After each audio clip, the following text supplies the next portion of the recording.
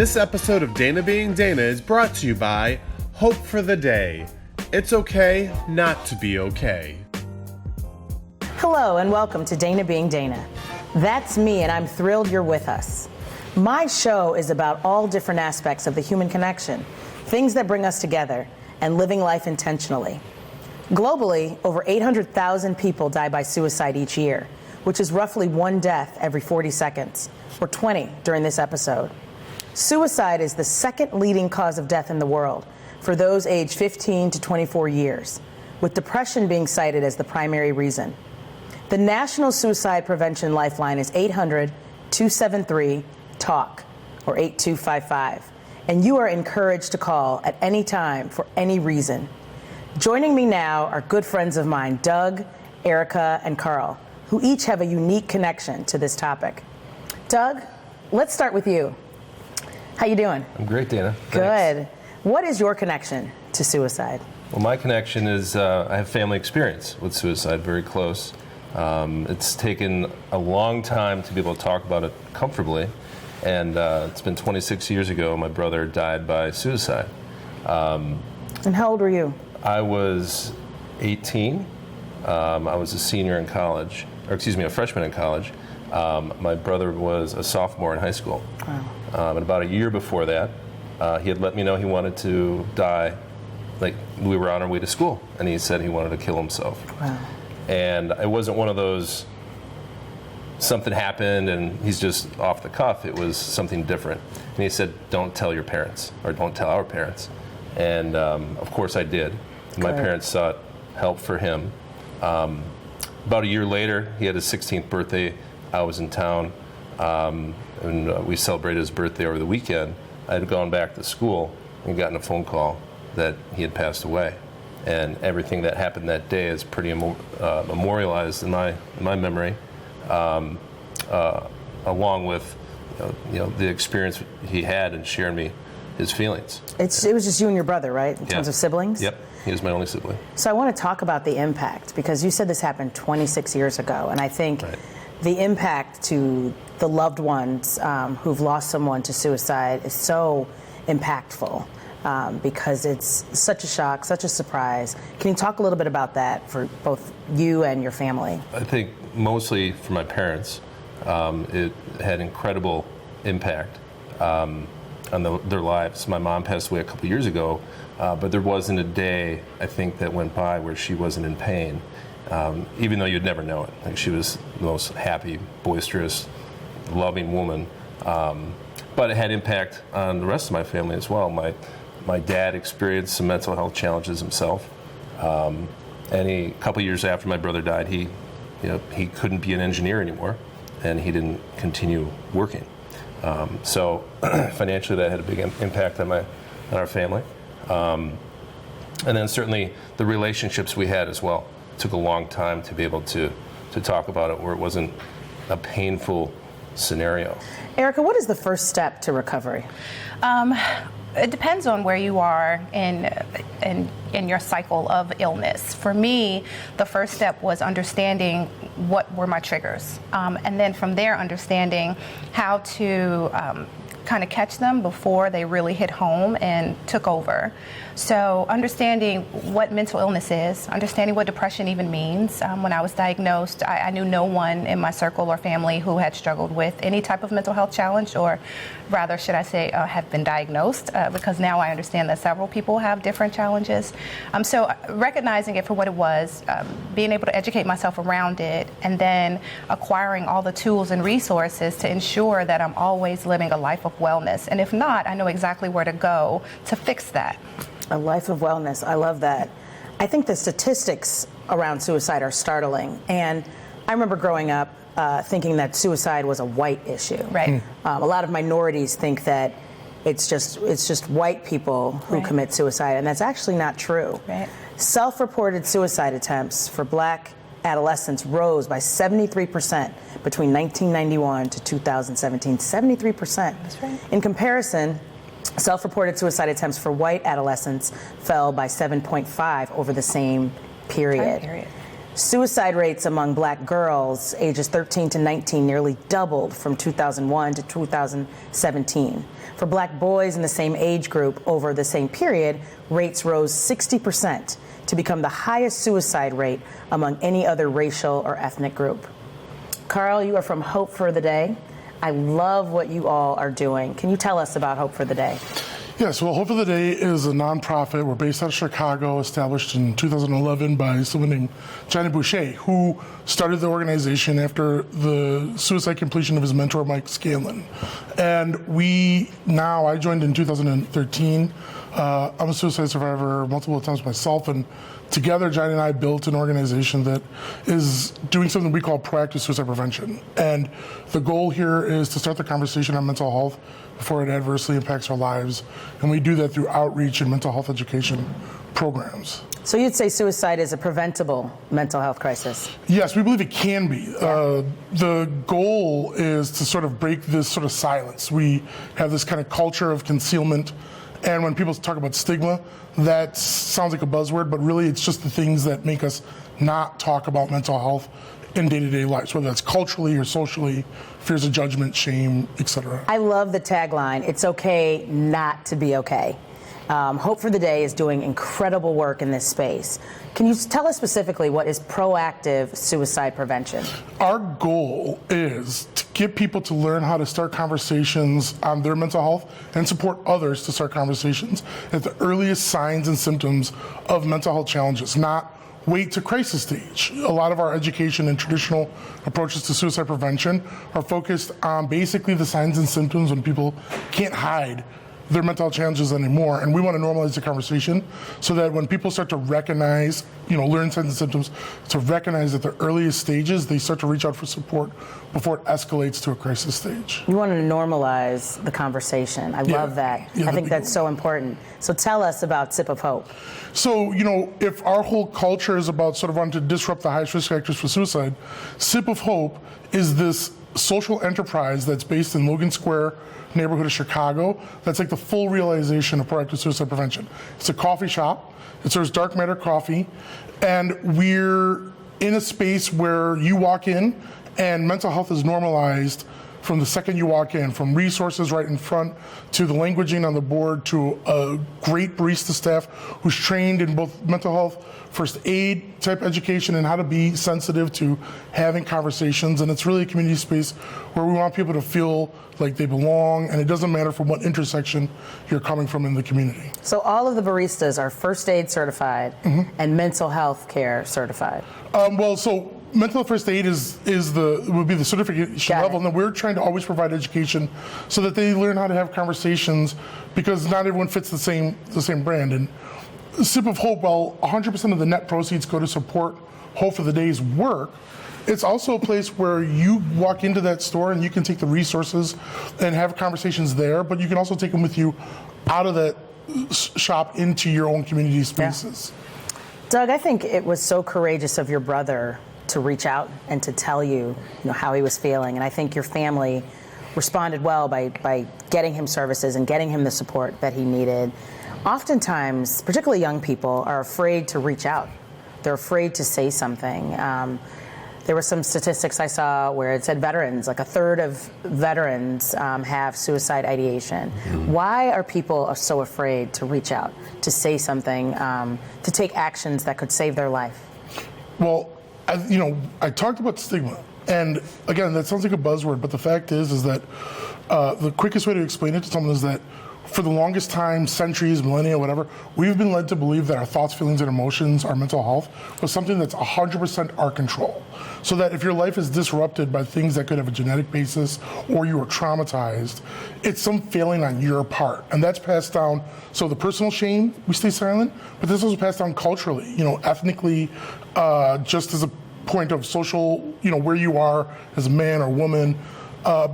All of it makes us feel like we're not supposed to talk about it, that we should feel ashamed, and that's sort of what compels it. And it takes different shapes, whether it's being African American or being wealthy or being an executive or being a parent or student or child. There's also all different reasons, but it boils down to just feeling, you're not supposed to talk about these things. And a lot of time we don't even have the language to have the conversation. I mean, literally, it's like if someone is speaking Spanish to me and I don't know Spanish, I can't communicate with you. And so one of the big things that that I try to do when I speak around the country is to just begin to educate folks. This is what depression is. This is what it looks like, signs, symptoms, treatment options, so that people can then begin to identify, oh, that's me or my sister or my cousin or my grandmother. And then we give them the avenues to the resources so that they can get the intervention that they need. It's so much more common than people realize. Oh, man. Well, I think from a family perspective, too, there's a sense of shame, right? Like, you should have known something or done something about that.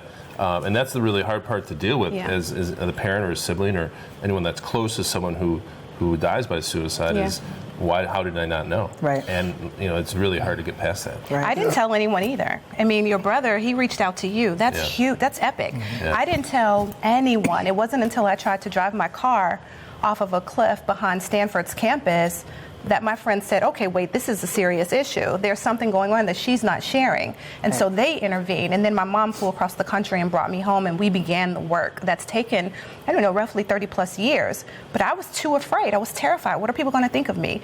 But bigger than that, which is something that a lot of people don't understand, is what does that mean that I now think of myself? Because for forever I've been this prized kid in the family, and to say that not only am I hearing voices, but that I want to kill myself, and the voices are telling me to do that, how do you wrap your brain around that? How does my family do that? But then beyond that, how does the world look at me that then causes me to look at myself like I am what we call the C word, that I'm officially now crazy? Right. And that's kind of, why it's so critical for our education piece is why we lead with it's okay not to be okay, is because of this fact that, reducing suicide rates isn't just about building a safety net under a bridge or having a lifeline. It's being able to learn how to start a conversation for yourself that's not just silencing you. And that can't be done with just a commercial or just a big, billboard. It's something that has to go house to house, family to family, peer to peer. And it's something that, through our education work and even through things like what Erika does, it's kind of designed to give people the tools to learn, okay, fine, maybe I have something wrong, but there's people you can trust out there. That's right. And if you can just get that into your head, it's okay not to be okay, that makes it easier for someone to speak out, whether it's if you feel like your domestic situation is in safe space, maybe it's an academic situation. Maybe it is calling a service, that's displaced because it's not easy to talk to someone in your community because it's still stigmatized. In other countries, suicide rates have fallen while they've increased in the U.S. Why do you think that is?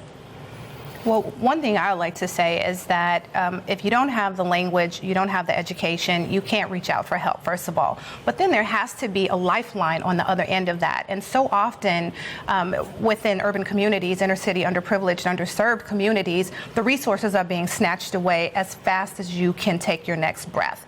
And so if I'm in distress and you tell me that I have to get on 3 buses and then take 2 trains to get to the nearest mental health facility where I can actively begin to get help, I'm going to look at you like you have 2 heads. I'm going to be completely transparent right now. If I'm in distress and it's a struggle for me to get out of the bed, much less take a shower, I'm not going to do all of that. And within our communities, the resources are dwindling at a ridiculously fast speed. And it is scary because if I begin to say, okay, thank you for the education, now I want to go get the help, and it's not available to me within a reasonable way, then I'm not going to do it. And that's just the reality of it. And then the other side of that, a lot of the children that I deal with are traumatized, and they've been traumatized since they were young. And they don't even know what the word trauma means. And so that's generally a predecessor of some sort of mental health challenge. If it's post-traumatic stress syndrome or just depression, anxiety, all of these things, and these children don't get the intervention that they need, and then they turn into functioning adults that are still very sick, and then they perpetuate the cycle. So it's a matter of catching it when they're young, and we're talking about the same thing. We're talking about intervention and education so that it can be preventable for generations that come after them. Yeah, and it's, with different countries, the variance between different countries and whatnot, it's really prioritization. We don't prioritize mental health economically, different levels, but even across the board, whether you're affluent or impoverished, we do not, as a social policy and institutional policy, prioritize mental health when it impacts every single nuance of our living lives. Every single nuance. Every bit. I mean, it's true. I'm not a fan of just people saying, well, the economic impact of mental health is. But the fact is how can you be a productive laborer? How can you be a productive student? How can you be a productive parent, son, child? Take any role that you have to take on in society. Right. If your mental health creates an obstacle that makes it impossible for you to function on a day-to-day basis, that's everything. That's everything. And educating the family is a big part of that. But once they do that, then we have to have insurance to pay for it. I mean, there's so many variables in this equation toward wellness that you can't just touch on one. There are several. And our country, unfortunately, is behind the 8 ball. It's okay not to be okay. We're going to take a quick break, and we'll be right back. Thank you.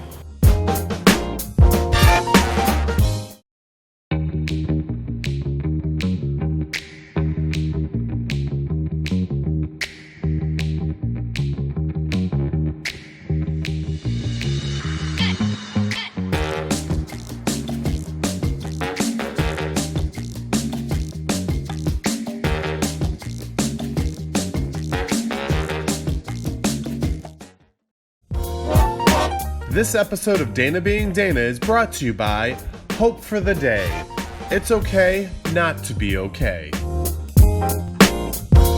Welcome back to Dana Being Dana, where we have been talking candidly about suicide prevention and awareness. As we mentioned earlier, depression is the leading cause of suicide, and 1 in 4 people report a mental health crisis in their lifetime. So I want to spend a little time talking about mental health. Before we do that, I want to introduce my friends. Andre and Camesha are professionals in the mental health space, and Roger is a volunteer for the National Suicide Prevention Hotline with over 10,000 volunteer calls logged. How are you guys today? Wonderful. Good. Thank you so much for joining me for this important conversation. Roger, can I start with you? Can you tell us about some of your more memorable calls? After 10,000 calls, you can imagine there are hundreds. But let me relate one that just happened just a couple of weeks ago, which is indicative of what happens and why I keep coming back. A woman called me. She started the conversation by saying, "I'm done. I just can't do it anymore. I'm over. That's it." Turns out that she had been suffering from depression since she was a child, and she just couldn't do it anymore. So she said, "I'm done." We talked for a few minutes, and I said, "I'm struggling to find words that would help you make the decision to go on." And we talked some more. She told me her counselor told her that every person has a purpose, and she said, "You need to find your purpose." And the caller said to me, "I'm not sure that's true." I said to her, "I don't know if that's true either, but here's what I do believe. I believe that each one of us gets up every morning, and we have the ability to nudge the world in a small direction, maybe hundreds of times every day, by interactions and the things that we do." And I said, over the course of a lifetime, millions of ways in which we nudge the world. And I said, if you believe in the butterfly effect, some of those small little nudges can change the course of human history. And I said to her, we need you with your talents and abilities to be here to help us nudge the world. And she said to me, that was it. I said, "What do you mean that was it?" She said, "A few minutes ago, you said you were struggling to find the words to help me go on." She said, "That was it." Found the words. She said, "I was determined to go home tonight and self-harm." And she says, "Now I'm not." Oh, Roger, the work you do in this space is so incredibly important. I feel very lucky to be able to. Bless you, bless you. And you two both work in that space as professionals. What signs do you look for to determine whether or not someone may be suicidal, and what advice do you have? One of the things that I look for is hopelessness. If someone indicates that they don't feel like there's anything to live for, or if they're feeling like their situation just can't change, or if they're still experiencing severe depression, that's one of the things that I look out for, in addition to a social support system. If someone feels isolated or feel like there's no one there to support them, that could also be an indicator that they might feel like they want to take their lives. For me, I look for risky behavior. Sometimes when people engage in risky behavior where they put their lives at risk or others' lives at risk, that can indicate that, there is a sense of urgency there. What are some examples of risky behavior? Risky behavior could be like someone who's engaged, like say in a gang or something, and they say that they don't care about living, and they continue to like perhaps catch, like, you know, get in trouble with the law, and they continue to escalate more and more and more their risky behavior, whether it's gun violence, whether it's you know, putting themselves in harm's way, where there is a lot of gun violence that can indicate risky behavior. So that's one of the things I look for. I also look at changes in physical health behavior, like where someone is dressing a certain way, and they're individuals who are in their lives notice that there's an apparent change, where they're looking disheveled and everything, that can indicate that there's some points of depression and everything that may lead to suicidal behavior or intention. I think just asking those questions about what's going on can impact the lives of many. And I think just any other behavior changes as well. It doesn't, not just clothes, but if you know someone well and suddenly their behavior is changing in some way, they're sleeping in differently, they're in a bad mood more frequently. I speak in a lot of high schools and I tell the students, look, if you see somebody in the hall who's just sad, it never hurts to just walk up and say, are you okay? Yeah. Sometimes that's enough. That's true. That's true. And on the flip side, there are highly functional people who appear or seemingly have good mental health. And so I want to stress the point, and we talked about this in the earlier segment, is that highly functioning doesn't necessarily equate good mental health. And I think sometimes people believe that although they may be troubled, that they're okay because they're accomplishing, or they're doing, or they're working, or they're, you know, doing all the things that people do who don't have any mental health challenges. Can you spot when people are in denial about their mental health? And then what do you say to people who are in denial about their mental health? Well, I don't think you can necessarily spot someone just right off that's in denial. I think having real conversations with individuals and talking to them and seeing the choices that they're making, right, kind of sheds a light on what they're doing and can point a light on unhealthy behavior. I think it's so stigmatized, especially in the Black community, that mental health or seeking mental health is something bad. It's almost like taboo, and really destigmatizing is a way to reach people and help people get services that can be impactful in their lives as well. I would also say one of the things that I see, I provide services mostly to Black women, and feeling so stressed out. They might be high functioning, they might be taking care of their children or their parents or their spouse, and they're working these jobs where they might have these high positions, but they feel like there's no way to get a break. Yeah. And so that's something that I've seen. I actually had a client recently who felt like that. She works at this really good job. She was the breadwinner of her family, but she just felt like she couldn't take it anymore. And so I think that's something that sometimes people don't necessarily pick up on with high functioning depression, but in the women that I see, a lot of times it feels like there's no way out. Mental illness, they say, is a spectrum, and there's varied levels of mental illness or mental health crisis. Do you agree with that statement? And if so, at what point does it become suicidal? Well, certainly there are, we talked about sadness. I mean, it can go all the way from sadness to suicide ideation. Mm-hmm. So I think definitely there's a, but I don't want to be careful not to say that sadness is a mental illness, right, but I do think it is a spectrum. Yeah. And at what point does it become suicidal? I think it probably differs a lot from person to person as to how much sadness, how much stress a person can take before they call us and say, I'm done. I just can't do this anymore. Yeah. I also think it's important to be aware of mental health conditions that can be more vulnerable to suicide. So like depression being one of them, but also bipolar disorder, or some people who might have a substance use disorder. All of those things, all of those conditions are also more vulnerable. So being attuned to if someone has those particular conditions, making sure you have an eye out if they have either self-harm or have attempted suicide in the past, and also trauma history as well. Someone who might have an extensive trauma history can also be more vulnerable to engaging in self-harm behaviors or having the idea that they want to plan to end their lives. How does one's environment contribute to mental health?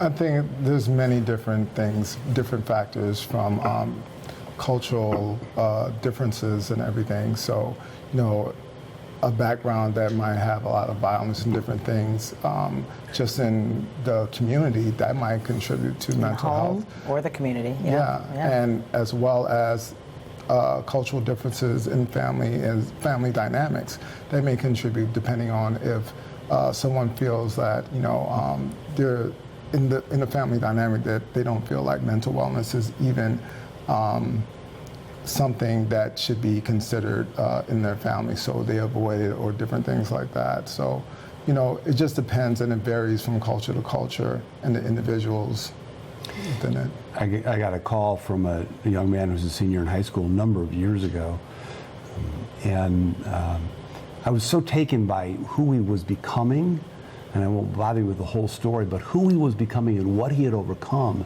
in the middle of the call, which I don't often say this, but I said, I love who you are and who you are becoming. And the senior in high school started to cry. I asked him why. He says, you're the first person who has ever said to me, I love you. So, how does home environment affect it? So many calls we get from people who, from the very early ages, the only messages they've ever gotten were negative. You don't matter. Yeah. Or you're wrong. Yeah. Not only you don't matter, but you're worthless. Right. So it matters a lot. Camesha, can you tell us a little bit about your organization and how we can make mental health care more affordable? Yes.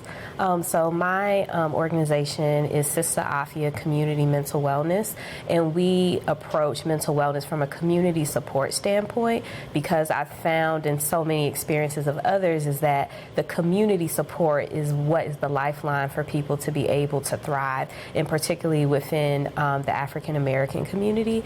And one of the things that we do is we make our services low cost, almost 1/3 of the market rate of most therapeutic services, so that people who might need therapy, they don't have to necessarily get an insurance plan, but they're able to come to us for a reduced cost to remove that barrier, because one of the top barriers for people accessing mental wellness care is cost. So if we were able to remove that barrier, then more people are able to get services and to get support.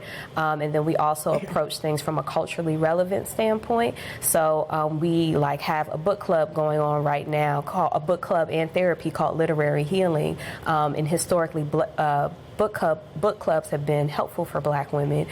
So bringing the culture and also mental wellness together, but from a community support standpoint, because we're all we got. It's so important, and I'm so proud of you and all the things that you're doing. What would you say to somebody who's watching us right now, who's having suicide ideation, or who has had suicide ideation? I would tell someone it's not just you. You need to seek a professional. You need to seek some assistance. You need to tell someone what you're experiencing, because no one will know what you're experiencing like you unless you really voice it. And it may be scary, but there's plenty of people who experience suicide ideations. The point is that you can help your situation. You can get out of that situation. You just need to ask and be brave. And sometimes it's just not even a matter of being brave, but sometimes it's just a matter of just wanting to get out of that situation, because it's very hard. It's a burden to bear, like a burden to carry. I would say that your life is worth living, and that there is promise for you in the future and in the present, and that it's very scary right now, but there are resources such as suicide hotlines, counselors and organizations that can support you, and that your life matters and you deserve to live. Yes, thank you. Thank you guys. Thank you so much for joining me. I really appreciate you being here, for sharing, for the work that you do in your respective communities, and just for people who come to you. It's so important. So keep doing what you're doing. Never forget that the primary obstacle to suicide prevention is silence.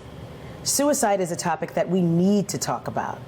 Too many people are suffering in silence, believing they are alone.